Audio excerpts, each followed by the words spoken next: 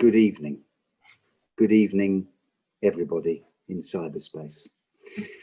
It's an extraordinary evening because I don't know whether I could be talking to one person. I could be having a kind of Louis Theroux at home with Sophie Hannah, or I could be talking to over 24 million people around the world who have signed out from their Taylor Swift YouTube accounts to be with us tonight.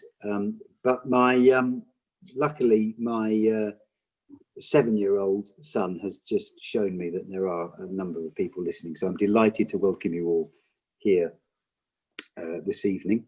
My name is Julian. I'm unemployed, but in between trips to the supermarket in a mask, I occasionally get to read and record audiobooks, and I've had the privilege and the honour of recording a number of Sophie Hannah's Poirot books, which is one of the reasons I'm here this evening. So I'm delighted to welcome you here to the launch of this book. Of course, what we should be doing is sidling in to an impossibly chic and cool independent bookstore, perhaps like Daunt Books in Marylebone High Street, well within 1 metre of each other, champagne glasses chinking together, hoping to spot Sophie Hannah across the crowd and other literary cognoscenti. But we can't do that. But I did think there are quite a few pluses about doing it this way, which is that, first of all, you can all relax in the comfort and privacy of your own home. You can nip down to Tesco and get some super strength cider, which is a lot cheaper. You don't worry about missing the bus on the way home. You can cut your toenails. And if you get bored and think it's all a bit tedious, you can just log out and no one will be any the wiser. So in a way, there's a lot going for this. And I'm going to make it as short and sweet as possible. So let me start by welcoming Sophie Hannah. This is the launch of the new, her latest Poirot continuation novel, as it's described. Yes. The Killings at Kingfisher Hill. And I must thank also our hosts for tonight, who are the Institute of Continuing Education, something that is slightly in the balance at the moment, but I believe will continue in September. So thank you to them. And I'm going to welcome Sophie and let you have a word before we plunge into our questions. Yes, well, hello everyone. Thank you very much for coming. And well, first of all, I just want to say, Julian, I was so thrilled when I heard that you were willing to come and do this, because ever since the first book, but building up with each book, I get so many emails from people saying that they've listened to the audiobooks and that they love your narration so much.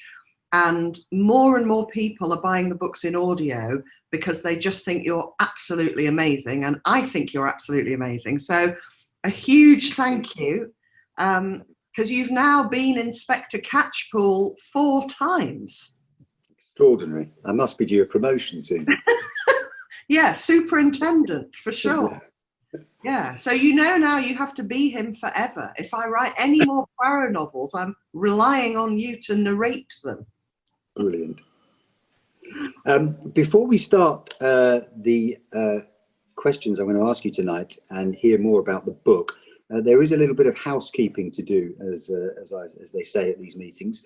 And I need to tell everyone who's listening in that you can actually order a signed, not just signed, but dedicated copy of The Killings at Kingfisher Hill from the aforementioned Daunt Books. And there will be a link in the confirmation email that everybody got before coming tonight. So have a look at that. And also later on this evening, just to lure you in further, there will be my first ever virtual raffle. We'll be choosing 3 lucky participants who will win a signed and leather-bound special edition of Sophie's previous Poirot novel, The Mystery of Three Quarters. On its own, fairly worthless, but imagine sitting and leafing along while you listen to my audiobook reading of that book, and you can follow along and see all the mistakes I've made. So that's worth holding on for. questions. I've got a few little questions to kick off with, and Sophie's going to tell us more about the book. And everyone listening is, of course, welcome to send in via the Q&A function onto the screen any thoughts or questions they have. And our wonderful behind-the-scenes moderator, Corey, will be dealing with those and hopefully getting them to Sophie during the course of the evening. Are you happy for me to ask you the first question? I am. And also, if Yes. we have time, I've got a couple of little questions that I wouldn't mind asking you. Since I've got this opportunity to chat to you and you've narrated all the books, yes, I would like to ask you a few, nothing taxing. No. Yeah. How So did yeah, that, fire how did away. that ginger idiot do such a bad Belgian accent and manage to get an audio book? Extraordinary. Good. Well, let's kick off before anybody logs out. Sophie, many congratulations. The 4th Poirot novel, The Killings at Kingfisher Hill.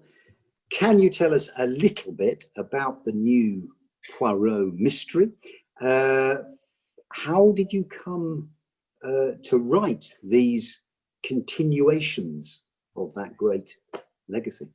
Okay, well, I'll answer that one first, and then I'll tell you about The Killings at Kingfisher Hill. So how I came to write the books was all really due to a coincidence of timing. My literary agent was at a meeting at HarperCollins, and the meeting was nothing to do with me or my books and nothing to do with Agatha Christie or her books. It was a completely unrelated meeting involving one of my agent's other clients. But while he was in that room, his mind started to wander, and he remembered that HarperCollins publish all of Agatha Christie's backlist.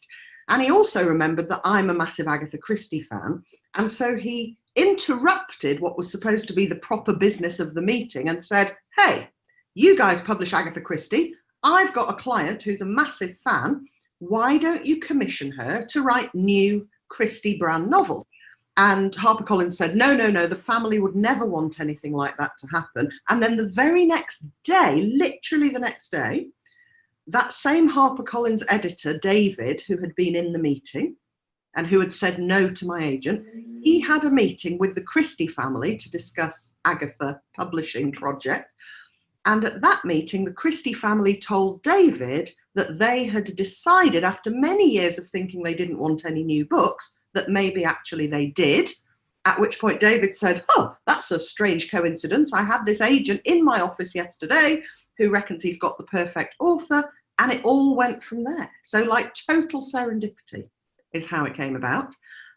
So yeah, The Killings at Kingfisher Hill is the 4th one, and it starts when Poirot and his sidekick, Edward Catchpole, who's a Scotland Yard inspector, they are on their way from London via luxury passenger coach to a very exclusive and posh country estate, a gated sort of second home community in the leafy English countryside. And the reason they're going there is because Poirot has been summoned by a chap called Richard Devonport, who very much does not want his fiancée to be hanged, as she is imminently about to be, for a murder that he is convinced she didn't commit. So that's why Poirot and Catchpole are on their way to Kingfisher Hill. But as soon as they board the coach, they notice a woman acting very strangely.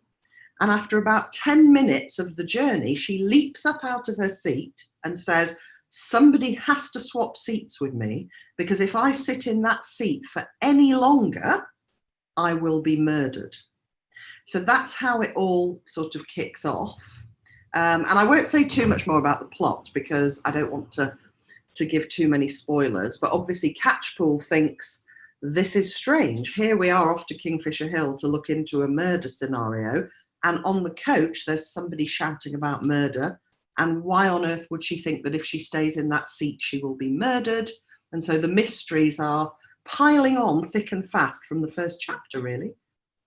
And I must say, when I read those books, one of the great things, like the originals, is there's always a fantastic, perfect little scene that sets the scene at the very beginning. And in this one is no exception. Everybody huddling in the cold, waiting to get on this charabang. Catchpole doesn't know why he's been called there. What is he doing? The cold February mist, and then this lady's behaving so strangely. It's a great beginning, isn't it, that draws you in. Superb, superb. And as I say, that's a trademark Agatha Christie thing. Like, so many of her books start with a mystery or a mysterious scenario that is actually so much more mysterious than usual. Because instead of it just being, here's a murdered dead body, now let's work out who killed the dead body, and that's a scenario where you can imagine any number of possible answers, Agatha liked to start with intriguing, mysterious scenarios where actually the reader could not even begin to imagine what might be going on. And because you can't imagine, like, I literally can't think of any reason why this would ever happen, then you have to read on, because clearly it's happening, and so there must be an explanation. So yeah, and that was, you know, something I did in all my crime novels, even before I wrote Poirot novels, and I got that directly from Agatha, because it's one of the things I love about her books. Brilliant, brilliant. Now, in the heart of these novels, the originals and your own, there's always a brilliant and clever idea that's then unraveled and revealed at the heart of it. Where do you get your ideas from, these amazing labyrinthine ideas that unlock?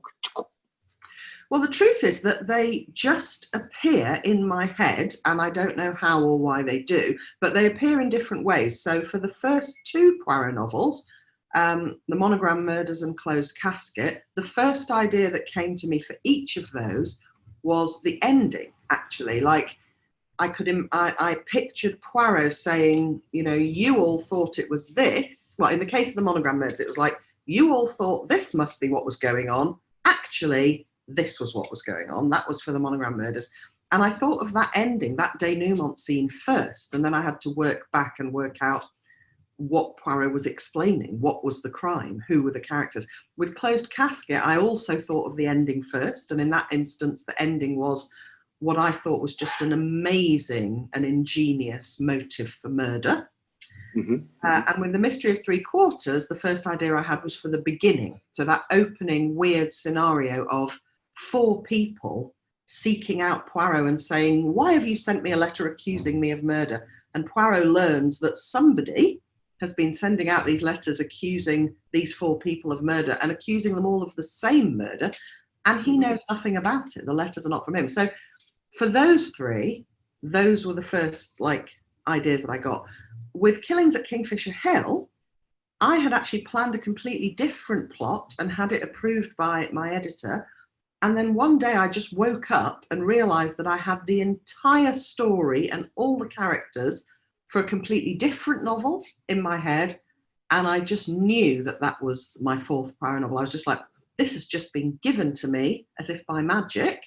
I'm writing this, because it just felt so fully formed, and it was just all there, every detail of the plot and everything. So yeah, it's weird. I don't know where it all comes from, but I think what's probably happening is, because for pretty much my entire adult life, my brain has known that its really only serious job is to come up with ingenious crime novel ideas. And so it just quietly gets to work and subconsciously sort of tests things out, and then only lets me become aware of them when it thinks it's got a serious contender. But I don't know. It is weird. The ideas do just seem to appear. Brilliant, brilliant. I'm going to stop it now, and instead of asking my next question, I'm going to pretend that I'm terribly experienced and have done this before, and I'm going to effortlessly flick my eyes over to the Q&A box and say that Griselda from Indonesia has sent a message, and she said that she's a big fan, and she's studying in the UK, and she's wondering about how you select the names of your supporting characters. She's obviously a big fan. She's thinking about naming her children later either Catchpool or Sylvia Rule, which is yeah. So thank you for that question. Yes, how do you come up with these exotic names, or do they just come to you? Well, actually, I mean, I don't think they're particularly exotic. What I did certainly for the first two, absolutely all of the names, apart from Poirot, came from a disused cemetery very near my house in Cambridge, Mill Road Cemetery, which is now a dog walking park. and I have a dog. He will probably make an appearance at some point and bark loudly. And so I walk my dog in that cemetery, and I started to notice just after I'd been asked to write the first Poirot novel that so many of the gravestones had names on them which just felt like something out of a 1920s or 30s detective novel. They had that sort of period feel to them. So Catchpool was one. I don't think Sylvia Rule was, actually, because by the third novel, I'd used up most of the names in the graveyard. But certainly, Catchpool and all the names from the Monogram murders, Sipple, Negus, I can't remember the others now, and the same with Close Casket. There's Scott, a range. Kimpton. There's a range of deceased people in the Cambridge area who have been forever immortalised in literature now. Yeah, well, I do sometimes think if anyone had read my Poirot novels and had a good memory and then took their dog for a walk in Mill Road Cemetery, they might get a bit of a shock, because it is literally like walking through a list of my... I don't know whether you remember in Closed Casket, the old lady whose house the murder happens in is called Lady Athelinda Playford. And both of those names, though separately, came from gravestones in Mill Road Cemetery. So that's where those names came from. And then for the later two novels, I had to work a bit harder, because for some reason other cemeteries aren't as good, especially Welsh ones where everyone's called Jones or Evans. So they're not much use. No, I just, wherever I go, I sort of, I guess, keep one ear peeled for interesting surnames. So Devonport, for example, in the killings at Kingfisher Hill, I think I noticed somebody on Twitter whose surname was Devonport, and I thought, oh, that's really interesting, because you'd expect the name to be Davenport, but actually Devonport. Tell me about it. I think I said Davenport about 300 times while I was recording your book, and then had to keep correcting myself. Oh, no. It's Devonport. Oh, yeah. Brilliant. Brilliant. I also like to get... It's so weird. Until I've got the name right, I just, I couldn't ever think, oh, well, that name will do. And I don't know what makes a difference, but when I thought of Devonport, I was like, yes, that's the surname. Oh, and the Laviolettes, there's a couple in the killings at Kingfisher Hill, an American couple called Mr. and Mrs. Laviolette. They were actually not, the characters are not based on the real people, but I did an event where I met a lovely American couple called Mr. and Mrs. Laviolette. And when they introduced themselves to me, the first thing I said was, I am putting your surname in a Poirot novel. And they were very excited about that. They'll be delighted. That's brilliant, brilliant. Now, my next question, but I'm going to pop in a little extra question here from one of our attendees, is what do you think have been the most enjoyable aspects and the biggest challenges of recreating this iconic character, tackling this guy? And a great supplementary question from Sior, who's written in, saying, I love your books. Have you ever thought of writing a Miss Marple? I thought of it a lot. In fact, I think of it nearly constantly, because people ask me all the time, wouldn't you like to write a Miss Marple? Go on, write a Miss Marple. And I would love to write a Miss Marple, but I also strongly feel that I never should. And that is really unusual for me. 99% of things I fancy doing, I decide I should do them. This has caused me some problems over the course of my life, but that is my normal policy. But with regard to writing a Miss Marple, I just feel that since I'm doing Poirot novels, it would kind of be too much somehow to also take on Miss Marple. It would feel somehow inappropriate, and I can't really explain it beyond that. I very much hope somebody one day is asked to write new Miss Marple novels, and because I would love to read some. And so, though I am tempted, I don't feel I should do it. What was the other part of the question? The other part was about what it was like to face the challenge of recreating this iconic character. What was the most enjoyable parts of that? The most enjoyable part for me always is, this is going to sound hugely pretentious, but it's the part that I call the story architecture. Other people might call it planning. But to me, that sounds like deciding where to put a roundabout in Bracknell city centre. So I call it story architecture. That whole process of like, you have one great idea and then you go, okay, I've got one great idea and no others. Where do I go from here? And then you think, okay, well, what if this happened? And no, that won't work because of this. So what if that happened? All of that, working out the plot and the story, and the kind of like anticipating which parts will make the reader think, what the heck? And then anticipating the reader going, oh, of course, at the end. So all of that I just love. I guess the most challenging part actually is before I start to write each one, I always have a moment where I think, what if I've somehow lost the ability to write like someone from 1931? And that was my biggest worry before I started writing the first one. I was like, how do I know that I even can write a book set in 1930? I mean, I don't know anything about 1930. History is not my strong point.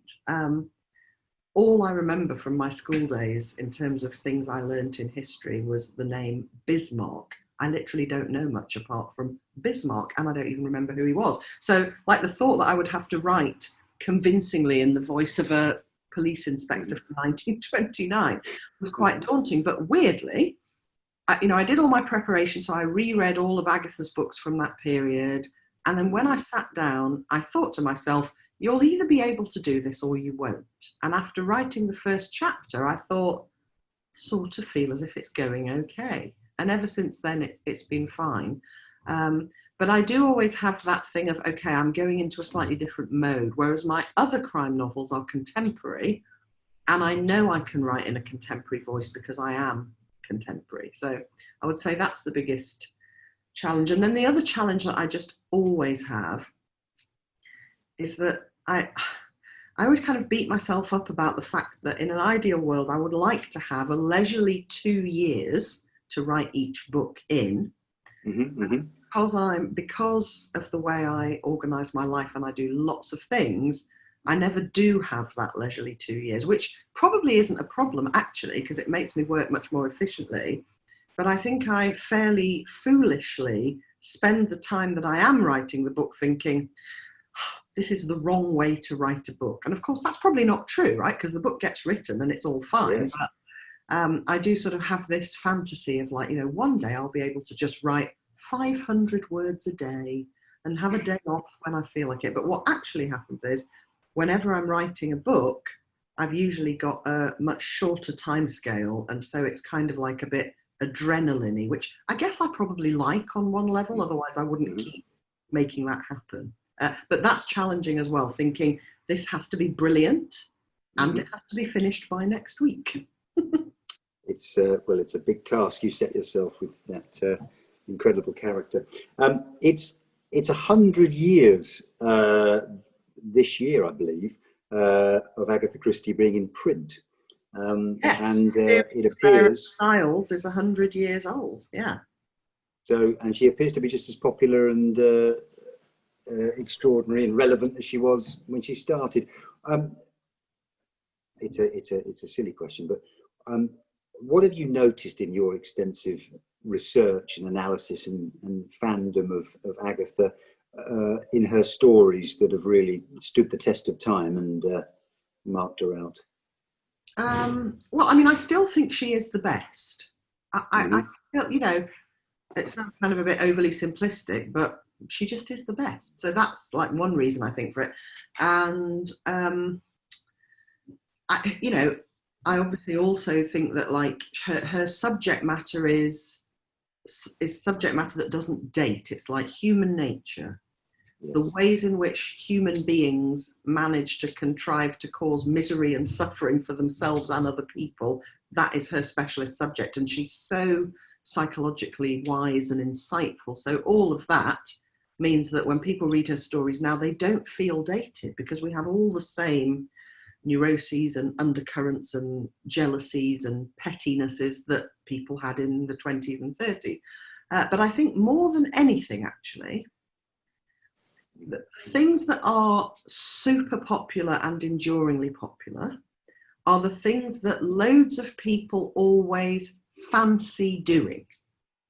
So like, chocolate, for example, is popular and probably always will be, because so many people always fancy eating chocolate, whereas fewer people always fancy eating asparagus, say. Even though I actually always do fancy eating asparagus, but I'm a weird case. But so the thing I really notice every time I read and reread Agatha is that whatever mood you're in, you can be stressed to the gills, like running for a train, worrying about getting to parents' evening on time, and in no fit state to read any other book, and you always fancy reading an Agatha Christie. You start reading and you go, ooh, and it's kind of Moorish, and you just fancy carrying on. And there are other writers I've read that is true of. I think the same is true of Enid Blyton. I think the same is true of J.K. Rowling's Harry Potter books. Those are the ones that immediately spring to mind. But I think that is the thing Agatha really has. You just, everyone who loves her work, they want to read and reread it endlessly, and whatever mood they're in, it's always the right mood to read Agatha Christie. So she has that real genius for hooking people and making them feel they just have to read on and really want to. Yes. I've got a question here that says, what do you think of the key elements of a Christie mystery? But perhaps those key elements are some of that, the extraordinary characters and the focusing on these immortal human characteristics of jealousy and yeah, well, I mean, I think the sort of key components of what makes Christie so great and what her books offer. So one is, like we've talked about already, the super outlandish or impossible seeming plot hook that you cannot begin to theorize about, so you have to read on. I think her immense readability and unput down ability is unparalleled. Other key components of Christie novels, well, unpredictability. So her writing style is very, very simple and engaging. And, I first got hooked on her books when I was 12. And as a 12-year-old, I had no problem. I wasn't like, oh, this is complicated. I was like, I can follow this and be entertained by it. And yet at the age of 49, I can still read her books and think this is simple in style, but it's really challenging because you can never guess or predict where her plots are going. Very rarely. There's only one of her books where I guessed something. And all the others, you're like, okay, my attention keeps being drawn to all the clues, because that's something Poirot and Miss Marple do. They're so confident that they're cleverer than you, which I just love, that they will, especially Poirot, he will keep saying, think, mon ami, think about this, that, and that, and then you'll work it all out. And Hastings will say, or Catchpole will say, no, I still haven't worked it out. But they're so confident that they tell you what the clues are, and you still don't get it. You still don't see where it's going. And that's an amazing talent, I think. What do you think about the relationship between Hastings or Catchpole and, because do you find you have to be quite careful about the balance of not trying to make them too stupid and having some intelligence themselves? You know what I mean? It's quite an interesting... Yeah. I mean, I don't write about... So I haven't put Hastings in any of my Poirot novels. No. Because I don't know why, I just thought I shouldn't do that. I invented Catchpole very much with Hastings in mind, however, because I wanted him... I thought, since I'm creating another and different sidekick for Poirot, I want him to be different from Hastings, because there's no point having Hastings 2.0. So I decided that rather than... I adore Hastings, but I think it's fair to say that he never makes any progress in his own detective abilities, even though he works with Poirot over and over again. And I thought, well, actually, I would like Catchpole to be a sidekick who is quite clever and is quite capable, and thought he was doing okay at the whole murder-solving lark until he encounters Poirot, and then he kind of goes, oh, maybe I'm a bit rubbish. This guy seems a bit better. So that's why in the Monogram Murders, he's so grumpy, because he just feels so insecure the whole time. But then Poirot sees that he has potential and kind of wants him to improve. So from the start, I always thought that if I wrote more than one Poirot novel, and if I wrote a series, that they would be a kind of relationship of mentor and trainee, and that Catchpool would get gradually better and more able to detect because he's working with Poirot and learning from him all the time. So that's the sort of trajectory that they're on. And I mean, you probably didn't notice because you were trying to say Devonport instead of Davenport.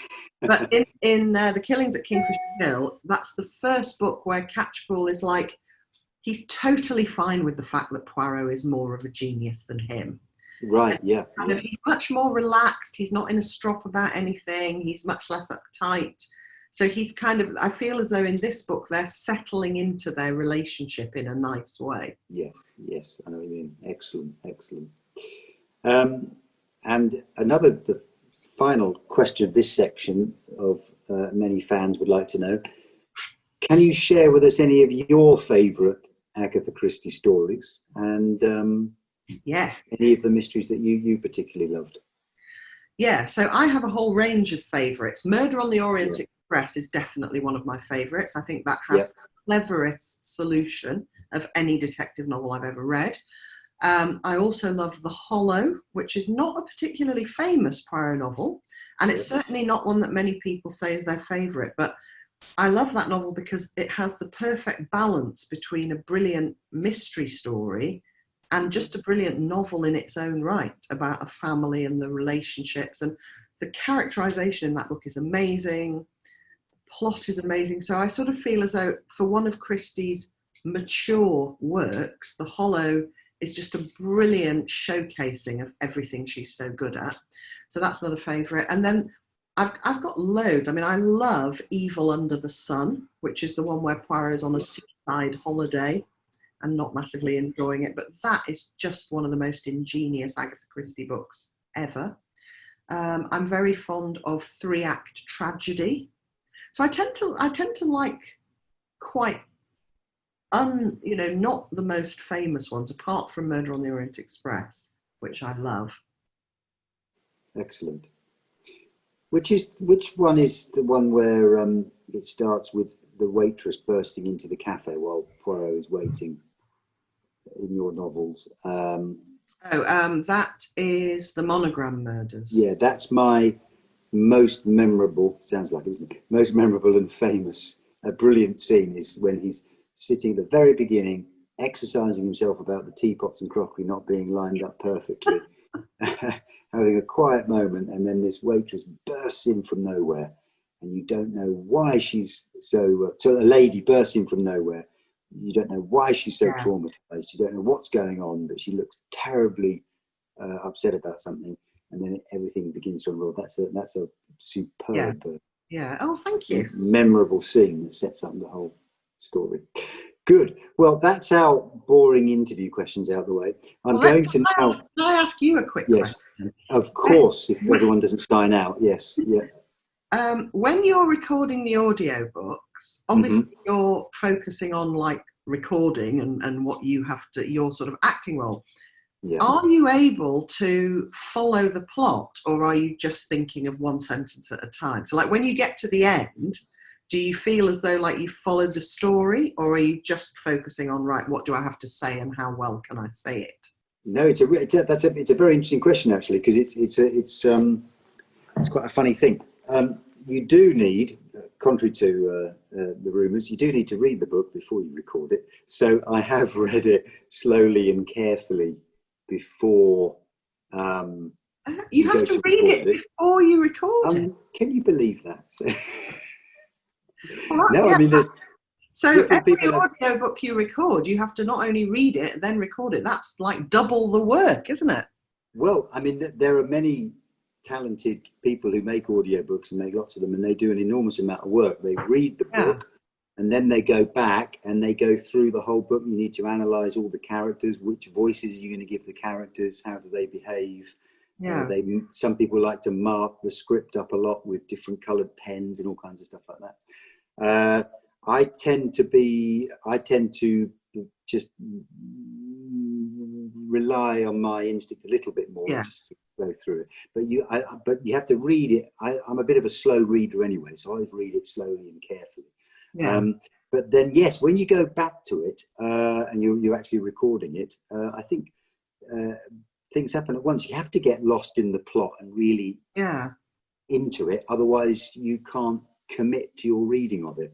But at the same time, you have little antennae out about, have I said that right? Should I have done that? You know, oh, he whispered. Oh, did I really whisper that properly? Yes, she said, looking scared. It's really, because I have recorded 2 audiobooks for, I wouldn't want to record any of my novels, but I've also written 2 self-help books. And for both of them, I was asked if I wanted to do the audiobook. And I was like, why not? And I thought, oh, this will be easy. But after like 2 days of being in that tiny room with the earphones on, I was like, blimey heck, that was exhausting. Like, you come out feeling like quite physically drained. Well, I wouldn't want to exaggerate the first world problems of recording an audiobook, but yes, it is quite surprising. Anyone who's read a story, you know, to your kid before he goes to bed, and you sort of do that first 30 seconds, and then you do that terrible yawn, and it makes you feel really tired, and then eventually you break through that, and it's quite funny with an audiobook because you know. It's a bit like a marathon. You know you have to do it, and you've got to do it till 5 o'clock. So you have to break through that initial barrier, and then you get into some sort of grinding rhythm, and it goes on, and then you know, you get through the day. But you're absolutely right. I do walk out, and many people have said this. You do walk out at the end of the day feeling a bit dizzy and discombobulated from just sitting completely still reading for that length of time. It is quite strange. You come home and say you're tired, get a pretty scant look from my family, but they don't know what we go through. They don't know how we've suffered reading those excellent books all day long. Oh dear. Splendid. Perhaps now is the time, if anyone's still listening, to bring in our wonderful moderator, Corey, who's been listening in from behind the scenes. And I believe he's going to drop in a few of the questions that have been coming in from around the world. Thank you very much, Julian. Thank you, Sophie, for an excellent talk. We have some great questions coming through already. Several of them ask about working with the Christie family and what that's like. Do you chat to them about plots and characters at all? Do they give any insight into her personality or her writing that maybe you found useful? So we work together amazingly well. From the start, we've agreed about everything. We've always agreed about how the process should work, and everything I've suggested they've loved, and everything they've suggested I've loved. So it's been an incredibly happy and harmonious working relationship. We did things slightly differently for this particular book. So with the other 3, we followed exactly the same routine. I would have an idea. I would then flesh it out and send them a plan of the whole story. They would then, like a really detailed plan, like 100 pages, every single element of the book was in the plan. They would then look at that and make editorial suggestions and give feedback just based on the plan, which is super useful because anything that needs changing, if it's only at the planning stage, it's so much easier to change than if you've written it into the complete first draft of a book. So I would then go away and write the first draft, bearing their comments in mind, and their comments were always really helpful, and I could see straight away that they would improve the book if I did them. And so then I would give them the finalized first draft, and then they would make a few more editorial comments, but usually most of the editorial discussions would happen between the detailed plan and the finished first draft. And that was what we did for the first 3. And for the 4th one, for Kingfisher Hill, when I had this super duper idea that just all landed in my head completely complete, I thought, actually, I don't want to do a full plan and send it to the Christie family so that they know the ending already when they come to read the book. Because the one thing you can't do effectively, even in a detailed plan, is create the atmosphere and the suspense, because the plan's just in note form. So I thought, well, actually, wouldn't it be nice if Agatha Christie's family, who in a way are the most important people who need to like the book, wouldn't it be great if they could read the actual book and benefit from that feeling of mounting suspense because they don't know what the outcome's going to be. So I suggested we do it that way for this book, and they were very happy to do that. And so we did it that way. What I did was, for Kingfisher Hill, I wrote a 3-paragraph blurb that ended with ... that was really just a kind of description of all the intriguing things about the book, but with no answers at all. And they were like, that's intriguing. I was like, aha, now you have to wait for the whole thing. And that worked really well, but that was different from the way we'd always done it before. Splendid. Excellent. A couple of questions here too from participants asking or mentioning, I suppose, the differences between the original Christie Poirot books and your own is the length, and yours tends to be a bit longer. Is that something that just happens because of your writing style? Is it something that you think about when you're starting out from the outset of how long it will be, or is it just wherever the story takes you? It is wherever the story takes me, and one of the amazing things about Agatha is she's so concise. When you read her books, not necessarily all of them, but in general, it's like there's no fat on the bones. It's all just necessary story from start to finish. And her style is really simple and economical. And I think my style is less like that. I'm slightly more elaborate and baroque, maybe by natural tendency. So I think my Poirot books would end up a bit longer than hers anyway, but we did discuss this before I wrote the first one. I discussed it with HarperCollins and with the Christies, and there was a strong feeling that readers of contemporary crime fiction would regard a book that was, say, 40,000 words, which some of Agatha's were, as just too short and not a proper novel. So I did have this idea before I started that maybe 70,000 words would be a better length. And very few of Agatha's novels were that long. So I think, I was told, I had that in mind as what the publishers thought would be a more ideal length. And I wonder whether as time goes on that will change, because everyone I know, not everyone, but like 98% of people I know are so busy that they don't know which way is up. And I think that the fashion will go more towards shorter books in the, certainly in the immediate short term. But no, each book brings with it a certain number of characters, a certain number of plot points. So I basically just write the story the length that it feels like it should be. But I always overwrite. So my first draft is always 10 to 20,000 words longer than the book ends up. And then when I do the second draft, I go through it really strictly and cut out anything that isn't necessary. And that's actually one of the most fun stages. It feels like losing weight really easily, which is something I cannot do in real life. So like to be able to get a book and kind of go trimming it down, making it lean and economical is really satisfying. I try and do that with my emails. I start with a ridiculously long email. Why have I written all that? I try and get it down to just writing, "Dear Sir, duly noted, best." But it's tough. It's very tough. My literary agent is the absolute world's master of short emails. I always joke with him that every message he sends me, his iPhone contributes more words to the message than he does.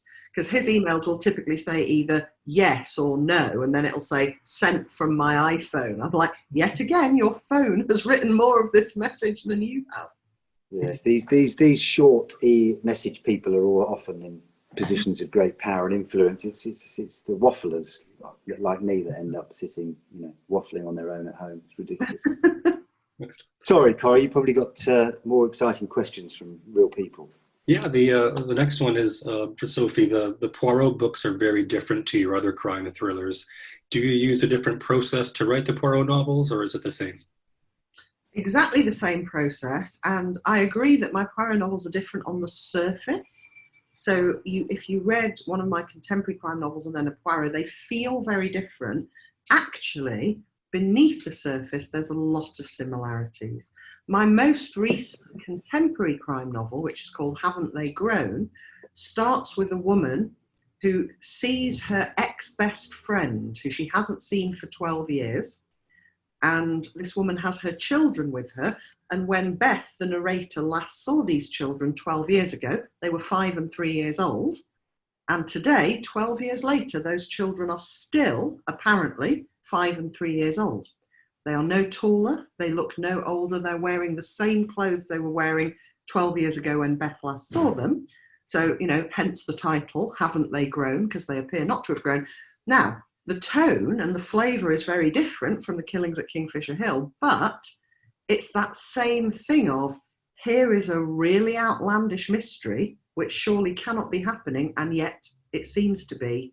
What could be the explanation? So I think if people read my contemporary crime novels looking for the similarities with the way Agatha tells her stories, they would definitely find many similarities. It's just a surface massive difference that makes people not think along those lines. A question for both Julian and Sophie.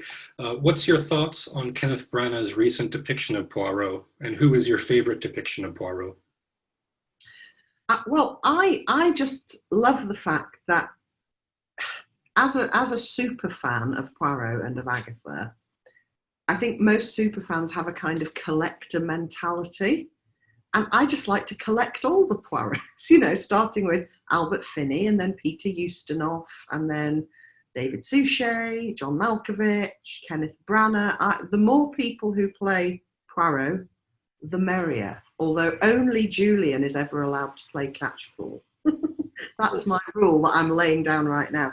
I mean, in terms of who I see in my brain when I think about Poirot, it's still David Suchet.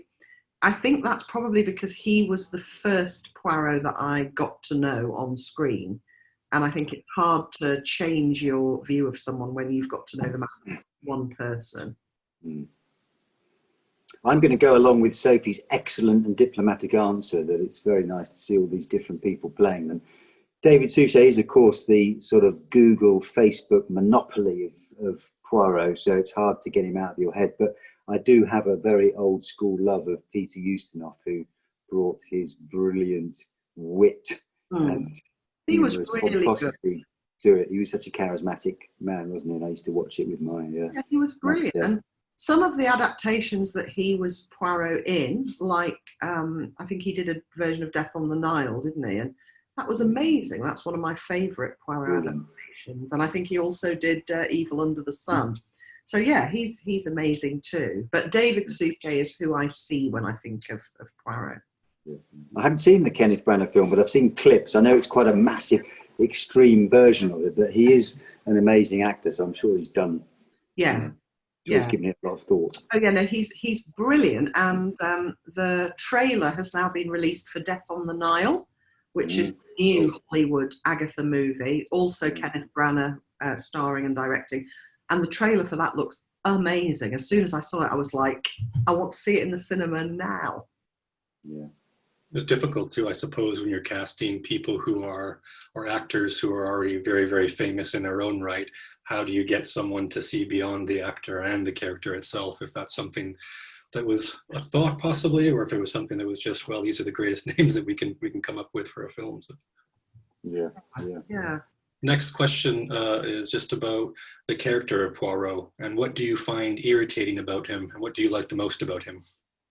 I don't find anything irritating about him at all. I genuinely don't. I don't think he puts a foot wrong. And even when he boasts about how he's cleverer than everyone, I think he's earned that because he is cleverer than everyone. And I think he does it in a quite charming way.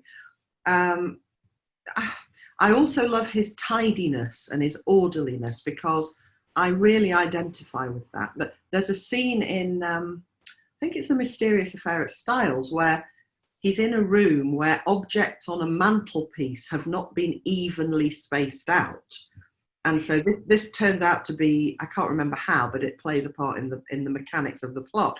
But he cannot live with the fact that these objects are unevenly spaced out.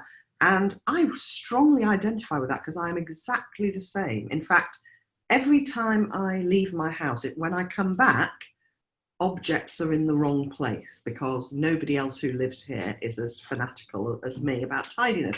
So I literally do a Poirot. I go around straightening the mantelpiece, and I have Persian rugs in quite a few rooms, and the tassels are always pointing in the wrong direction when I come back. So I have to like flip the rug back and flip it back over so the tassels all lie straight. So to me, that's just normal behaviour.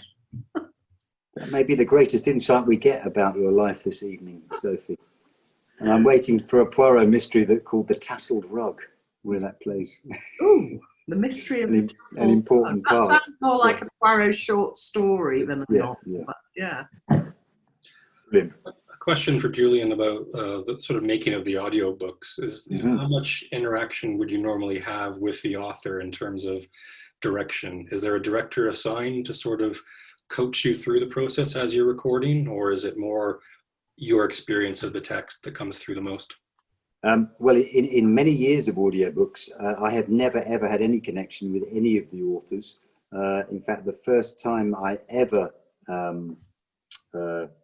spoke to an author was a few weeks ago, actually, for the first time. So one of them got in touch because he was going to do something in his book in the middle of the audiobook.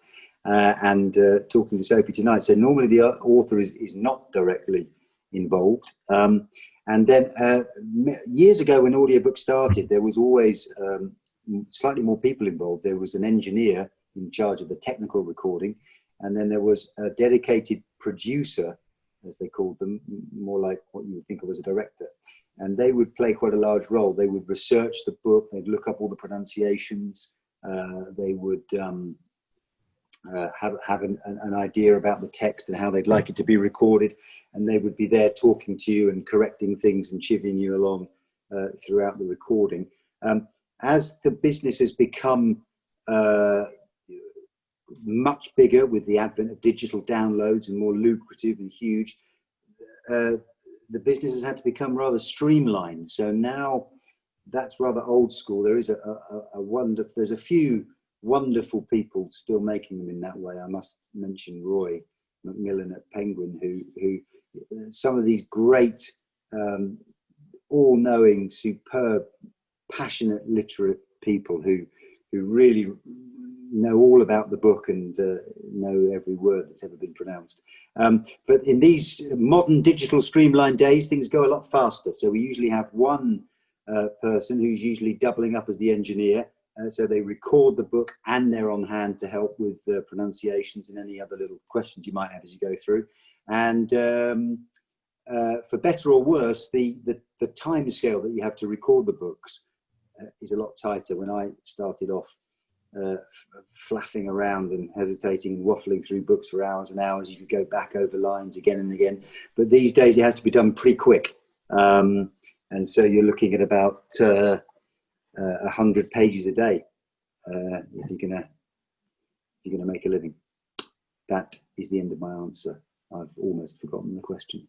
I always imagined it would be like a recent comedy called Toast of London. I don't know if you've ever seen it, but Matt Berry's character with an actor who... Oh, yeah. Genius. I've seen one episode, but it's good. Yeah, I like it. Yeah. Through no end of hassle with his director and engineer and work. Yeah. Jesus, Claude Fandango. I mean, that is so close to reality. I can't tell you. That is completely real. I've sat in those booths doing these voiceovers with 4 people sitting at the back, leafing through a copy of an achingly cool magazine and then looking up at the end, just very brief. Oh, it's superb. Yeah, it's too real. Sorry, next question. Next question, Sophie. Assume that you've read all the Christie Poirot stories. How do you manage to not repeat anything already done by Christie? I just, like anything she's already done, I just know not to do it because I do want to, like obviously Poirot is Agatha Christie's character and I'm writing about him. So I want to bring newness, otherwise there's no point. Like I don't just want to do Agatha's plots all over again. So I see it as my main job to come up with new and innovative cases for Poirot to solve.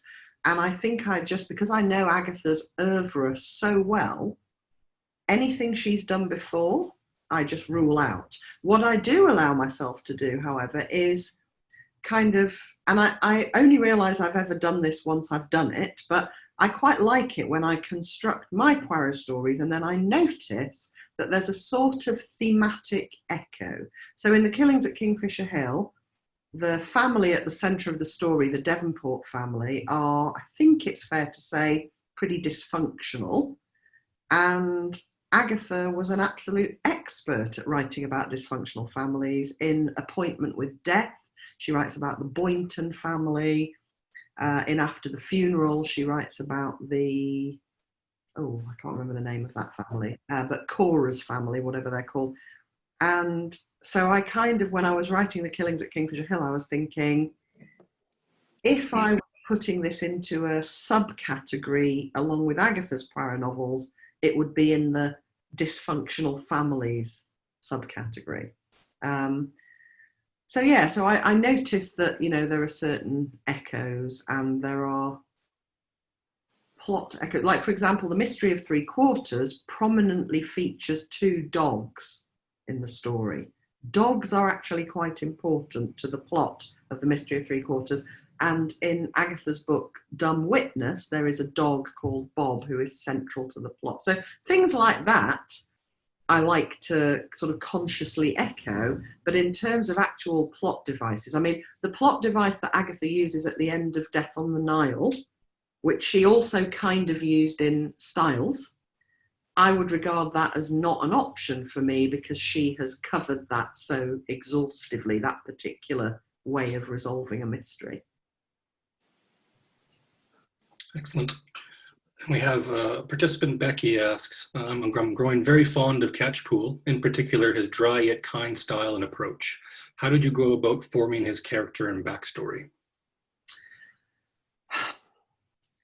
Well, now he just feels like a real character to me. But initially, what I did was I decided I wanted him to be a Scotland Yard inspector.